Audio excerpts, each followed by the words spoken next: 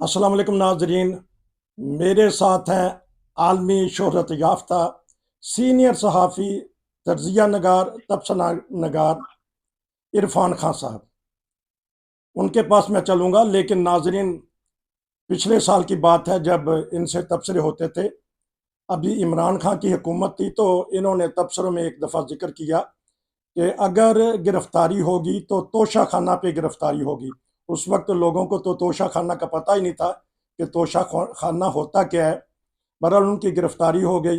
अगर मौका मिला तो उस पर भी बात कभी करेंगे। लेकिन हम मौजूदा जो सूरत हाल है, मुआशी, मजहबी और मुआशरती, और जो इस तरह इस वक्त मसाइल चल रहे हैं पाकिस्तान में, इस पर बात करेंगे। जी अस्सलाम वालेकुम। वालेकुम। आपका बहुत शुक्रिया कि आपने हमें दोबारा वक्त दिया। क्या देख रहे हैं पाकिस्तान के आने वाले हालात, और ख़ास तौर पे अभी क्योंकि बैन अवी तौर पे पाकिस्तान की बदनामी हुई है, जो वहाँ अकलीतों के साथ सलूक हो रहा है एक मजहबी तबका की तरफ से। हुकूमत बहुत कोशिश कर रही है कि किसी न किसी तरीके से इससे निपटा जाए ऐसे हालात से। तो सबसे पहले हम बात कर लेते हैं, मजहबी हालात पाकिस्तान में ऐसा ऐसा ख़राब हो रहे हैं, रवादारी ख़त्म हो गई है, तशद्दुद बढ़ रहा है। तो इसका सबब क्या है? और हमारे कल वज़ीर आज़म भी बोले हैं, और आज भी मज़ार कायद पर वो खड़े होकर कहते हैं कि तमाम शहरियों के बराबर के हकूक़ हैं। जी देखें, जो कुछ हो रहा है इस पर कई दफा बात हो चुकी है, आपके प्रोग्राम में भी, मुख्तलिफ चैनल्स के ऊपर भी, कि जो आपने फसल उगाई थी अब वो फल दे रही है।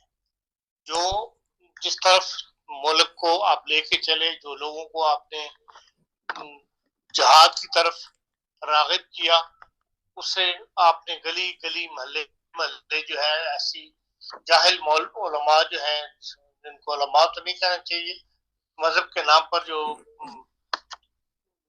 एक रेवड़ की आपने परवरिश की, और उन्होंने ये सारा गंद फैलाया कि फिर लोगों को अंदर इंतहा पसंदी का रुझान जो है, असल इस्लाम की तालीम को देने की बजाय इंतहा पसंदी की तालीम उन लोगों ने दी, और जिसका रिजल्ट जो है वो हम इस तरह देख रहे हैं कि भाई कोई चीज, हालात जो है वो काबू में ही आके नहीं दे रहे। नए से नए ग्रुप्स जो है बनते चले जा रहे हैं, और हर ग्रुप जो है वो अपनी ताकत का इजहार करना जरूरी समझता है, और वो यही समझ अपने इस किस्म की हरकत करता है जिससे कि भाई माशरे के अंदर एक दहशत फैले। जो इदारे हैं, हुकूमती इदारे, रियासत के जो इदारे हैं, वो उनसे डर जाए। अवाम तो डर ही जाते हैं, लेकिन ये वो असल में वो रियासत के इदारों को डराना चाहते हैं ताकि उनके ऊपर कोई हाथ न डाल सके। यही एक अरसे से हम देख रहे हैं। यही जो पीछे 18 वाकयात हुए हैं तालिबान उसके तहरीक लबैक की तरफ से एमजे जमात की मसाजिद के ऊपर, अब वैसा ही वाकया जो है अब इन्होंने ईसाई मसीह बरादरी के साथ किया है। इसके बारे में मैंने इससे पहले भी और प्रोग्रामों में ये बात की थी कि 7 अगस्त को एक आर्टिकल छाया हुआ था अमेरिका के अंदर, और उसके अंदर ये वार्निंग दी गई थी कि जो कुछ भी पाकिस्तान में इस वक्त हो रहा है, इस स्वीडन के अंदर जो कहते हैं बहरमुती हुई है, उसके खिलाफ जो मुजाहरे हो रहे हैं, ये मुजाहरों से पाकिस्तान की जो इंतहा पसंद तबका है उनकी तसल्ली नहीं होगी। वो कोई ना कोई ऐसा प्लान करेंगे जिससे कि वो ईसाइयों से बदला ले सकें। और वो लिखने वाले ने क्लियर कट लिखा था, कभी बाज ऐसी इतलात पाकिस्तान से मिल रही हैं कि वहां पर मॉब इकट्ठे हो रहे हैं, और ईसाई कम्युनिटी को दबाने के लिए ईसाई कम्युनिटी पे हमला करने की कोशिश की जा रही है। लेकिन 7 अगस्त के इस आर्टिकल के बाद भी हुकूमत ने कोई इस तरफ तवज्जो नहीं दी। उस वक्त निगरान हुकूमत के बनने के जो है मुसीबत पड़ी हुई थी, लेकिन ये है कि हुकूमतें जो है ये तो नहीं कोई एक मुसीबत एक काम करती है दूसरे काम की तरफ से आंखें बंद कर लेती हैं। और हुकूमत ने उस 7 अगस्त के उस आर्टिकल का या उस रिपोर्ट का जो जारी की अमेरिका से जारी की गई थी, किसी का कोई नोटिस नहीं लिया। और हम देखते हैं कि उसी का रिजल्ट है कि जैसा उन्होंने कहा था वही हुआ। और इस तरह पाकिस्तान के जड़ावाला के अंदर जो है तस्वीर ला दी गए, लोगों को आबादियां जो है कॉलोनियां पूरी की पूरी जला दी गई, लोगों को रात बसर करनी पड़ी। अब ये मौका है कि भाई ईसाई कम्युनिटी को खामोश नहीं बैठना चाहिए। जब हुकूमत यकीनन इस वक्त जो निगरान हुकूमत है वो बयान तो दे रही है, लेकिन पाकिस्तान में ऐसे कवानीन मौजूद है जिसके बाद जिसका आड़ लेके लोग फिर ये मजहबी तंजीमें कुछ अरसे के बाद कोई ना कोई वाक़या जो है पेश कर देती हैं। इसलिए असल चीज तो यह है कि कानून को खत्म किया जाए। कानून के अंदर एक जिस किस्म की दूसरे मज़ाहिब के लिए आज़ादी छीन ली गई है उसको दोबारा आज़ादी बहाल की जाए, मजहबी आज़ादी की। और ये इस वक्त है कि इतने बड़े वाक़े के ऊपर, क्योंकि यूरोप भी उसका नोटिस ले रहा है, दुनिया और ईसाई दुनिया उसका नोटिस ले रही है, इस वक्त उनको प्रेशराइज करके ऐसे कवानीन जो है खत्म करने चाहिए जिसने लोगों की मजहबी आज़ादी जो है वो छीनी हुई है। जी, क्योंकि आपकी नज़र रहती है बैन अल-अक़वामी खबरों पे, और इस वाक़या के बाद यूरोपीय यूनियन ने किस अंदाज से दबाव डाला है पाकिस्तानी हुकूमत पे?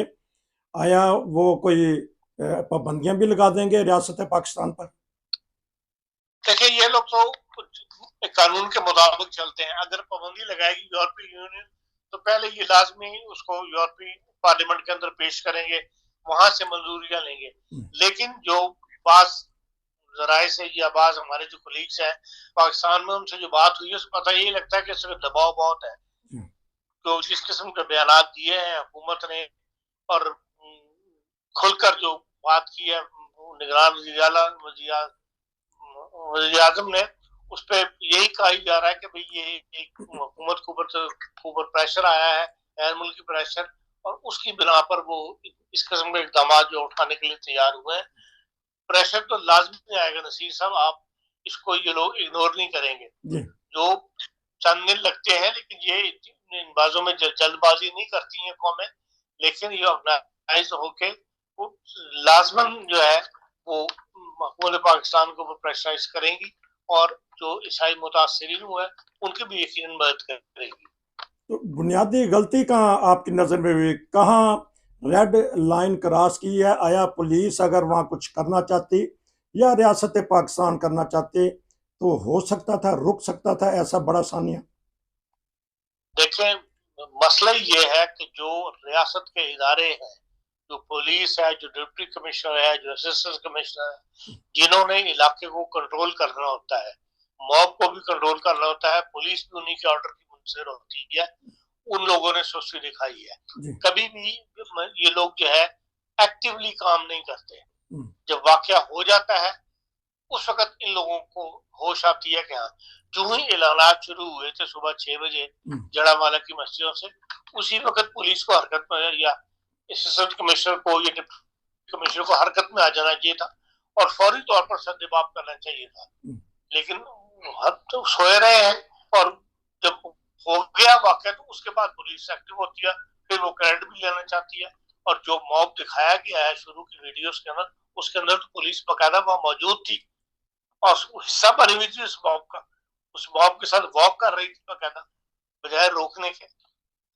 इसलिए जो कमजोरी है वो हमारी एडमिनिस्ट्रेशन के अंदर है, खसूसन पंजाब की एडमिनिस्ट्रेशन के अंदर, कि वो इन बातों के ऐसे वाकयात के लिए उस तरह सीरियस नहीं होते और वैसे इकदाम नहीं उठाते फौरी तौर पर, जिनसे एक दूसरे का मुंह देखते रहते हैं या ऊपर से ऑर्डरों का इंतजार करते रहते हैं कि ऊपर से ऑर्डर आए तो तब हम कोई कार्रवाई करें। इसकी वजह से हम मामला जो बिगड़ जाते हैं।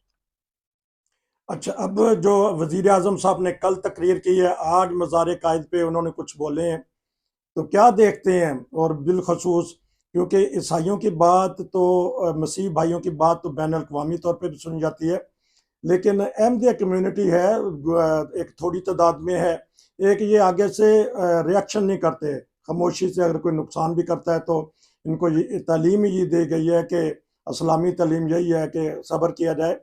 तो क्या देख रहे हैं कि आने वाले दिनों में अहमदिया साहब की जो स्पीचेस है आजकल काफी वायरल हो रही है, जो शहर में वो तकरीरें करते रहे हैं। अच्छा, अब जब से वो निगरान वज़ीर आज़म बन गए हैं तो उनसे कुछ लोगों की तवक्कुआत हैं, उनके उस रवैये की बिना पे जो एक तो ये एक लिबरल सोच रखने वाले सियासतदान हैं। आमतौर पर जितने भी तो आपके बलूचिस्तान के सियासतदान हैं या हुक्मरान रहे हैं या जो सरदार हैं वो मजहब के मामलात में थोड़े से आजाद ख्याल है, इतने ज्यादा कंजर्वेटिव नहीं है जिस किस्म के पंजाब में सूरत हाल है।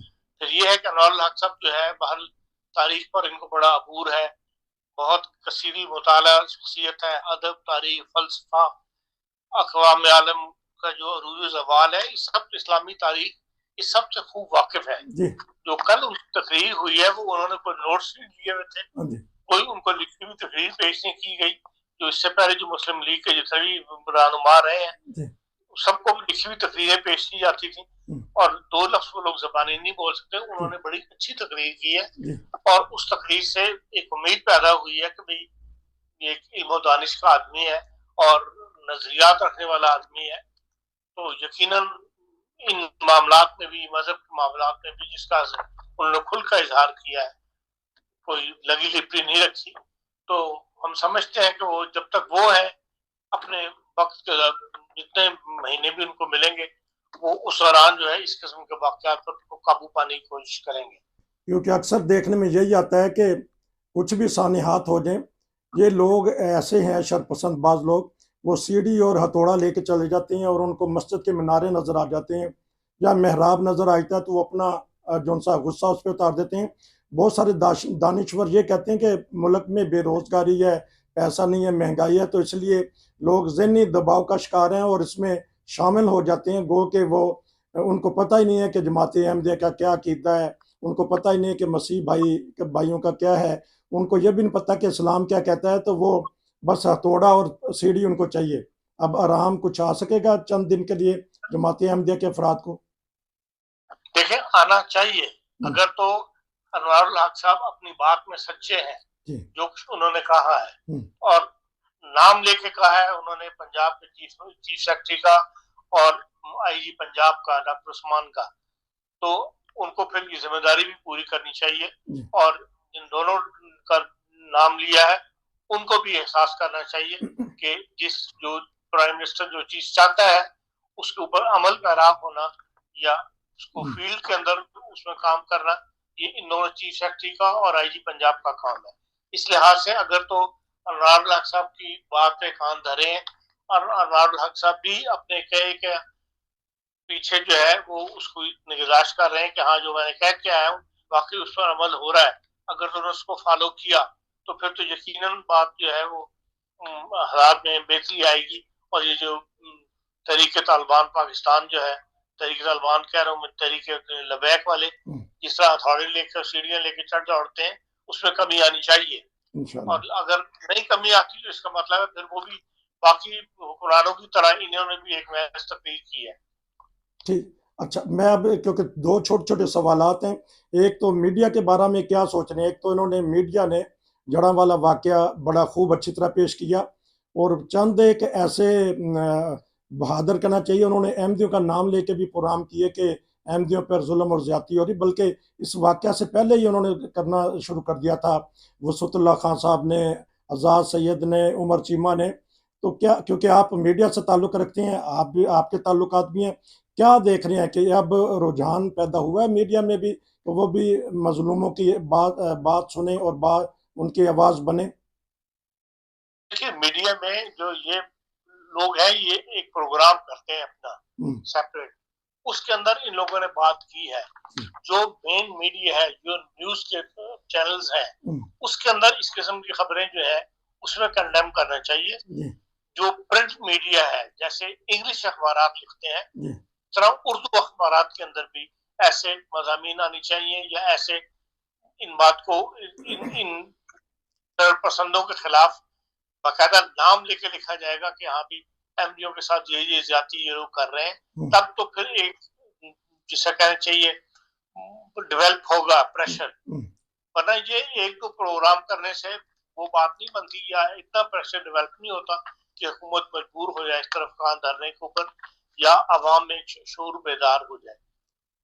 यकीनन इनके प्रोग्राम देखे जाते हैं, हजारों लाखों में देखे जाते हैं, लेकिन ये एक दो प्रोग्राम से नहीं है। अगर हर टीवी चैनल इस किस्म के प्रोग्राम करे। ऐसे लोग मौजूद हैं, उनको सामने लाने के लिए टीवी वालों को जरूरत दिखानी पड़ेगी।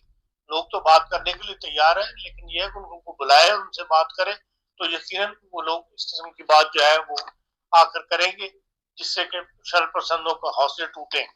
क्योंकि प्रोग्राम का टाइम लंबा हो रहा है, तो मैं सियासी और मुआशी तौर पे अगले प्रोग्राम में करूंगा। सिर्फ आखिर में ये बता दीजिएगा कि आपने कहा कि निगरान वजीर आजम बलोचिस्तान के, तो लोग जो हमारे आने वाले चीफ जस्टिस हैं वो भी बलोचिस्तान से हैं। तो मैं ये लफ्ज़ कहूँगा, काजी यानी जज दहलीज पे पहुँच गया, घर पे पहुँच गया इंसाफ के लिए, वो जड़ा वाले खुद चले गए। तो क्या अहमदिया कम्युनिटी के लोगों को भी नज़र आएगा उनकी दहलीज पे, उनके दरवाजे पे इंसाफ होता हुआ? क्योंकि रिपोर्ट्स आ रही हैं कि बहुत सारे बेगुनाह लोग पकड़े हैं सिर्फ छोटी छोटी बातों पे। तो इस बारे में बताइएगा। देखिए, जो बेगुनाह पकड़ने वाली बात है वो लाहौर वाला वाक़या है, जिसके अंदर एक फैक्ट्री के अंदर 30 जुलाई को एक FIR दर्ज करवाई गई थी, जिसके बाद फैक्ट्री वाले ने अपनी फैक्ट्री बंद कर दी। वो अब अपनी फैक्ट्री का सामान वहां से लेने के लिए गए थे और वहां पे शरपसंदों ने जो है उधम मचा के और पुलिस को मजबूर करके तुमको गिरफ्तार करवा दिया। देखें, जहां तक जो तवक्कुआत आपका इजहार कर रहे हैं आप सुप्रीम कोर्ट के आने वाले चीफ जस्टिस से, उसके लिए जस्टिस जिलानी का जो फैसला है, जो रिपोर्ट है, इक्लेजी कमीशन जो बनाया हुआ है उन्होंने, वो जस्टिस जिलानी का फैसले पर ही अगर वो अमल करवा दें हुकूमत रियासत से, तो वो बहुत बड़ी कामयाबी है। उसमें काफी कुछ जो है मामला के लिए कर दिए गए हैं। सिर्फ यह है कि आने वाले चीफ जस्टिस को खुद कोई ऐसा कदम नहीं उठाना पड़ेगा, बल्कि ऑलरेडी जो जस्टिस जिलानी ने एक फैसला किया हुआ है सुप्रीम कोर्ट का, और इक्लेजी कमीशन भी बनाया हुआ है डॉक्टर शुएब सडल की, जो कुछ सिफारिशात वो कर रहा है उसी ऊपर अमल करवा दें तो काफी तक तो हालात जो है बेहतर हो जाएंगे पाकिस्तान। कमीशन तो बन गया, लेकिन एक दिल आज़ारी जो करते हैं बुजुर्गान की, क्योंकि हर अकीदे का, हर फिरके का, हर मज़हब का एक अकीदा भी होता है, अकीदा जिस अकीदत भी करते हैं, तो वो जो सरेआम आके गाली गलोच करते हैं, तो कमीशन में इस बारे में कोई दर्ज है कि रोका जाए? उस हवाले से कमीशन ने अपनी रिपोर्ट में, माहला रिपोर्ट जो वो तैयार करता है, उसमें वो लिखता है कि इस किस्म के वाकयात किस तादाद में हुए, हर वाक़े को वो कोट करते हैं। अब उसको हल करना इस मसले को, या हुकूमत को मजबूर करना कि ऐसा क्यों हो रहा है, अब ये सुप्रीम कोर्ट का काम है, जिसकी तरफ सुप्रीम कोर्ट तवज्जो नहीं दे रही। हमारे उलमा का क्या, वाले वक्त में उम्मीद करते हैं कि वो तवज्जो देंगे इंशाल्लाह, अल्लाह करे। हमारे उलमा का क्या किरदार है, क्या कहना चाहेंगे आखिरी 2 मिनट में? फिर एक और प्रोग्राम किस दिन मैं आपसे करूंगा मुआशी और सियासी सूरत हाल पर। आप जो है ये उलमा की लगाई हुई है, उन्होंने तो कभी कोई ऐसा मस्बत इक़दाम नहीं उठाया, या जो सही आलम पाकिस्तान के हैं उन्होंने भी इन मामला को उस पूरी तरह कंडेम नहीं किया जिस तरह उनको करना चाहिए। हाँ, क्योंकि जो वीडियो वायरल हो रही हैं उसमें हम देखते हैं कि तहरीक लब्बैक के जो इस वक्त चेयरमैन हैं वो तो सरेआम कहते हैं, तो धमकियां भी देते हैं, धमकी के अंदाज में रियासत पाकिस्तान को भी धमकी देते हैं। ये थे हमारे सीनियर तजिया नगार इरफान खान साहब, बता रहे थे कि पाकिस्तान की जो इस वक्त मौजूदा पोजीशन है, और वज़ीर आज़म ने जो कल तकरीर की थी। तो नाजरीन, इंशाल्लाह हम इनसे बहुत सारी बातें पता करेंगे अगले प्रोग्राम में। आपका बहुत शुक्रिया। नसीर को इजाज़त दीजिए। अस्सलाम वालेकुम।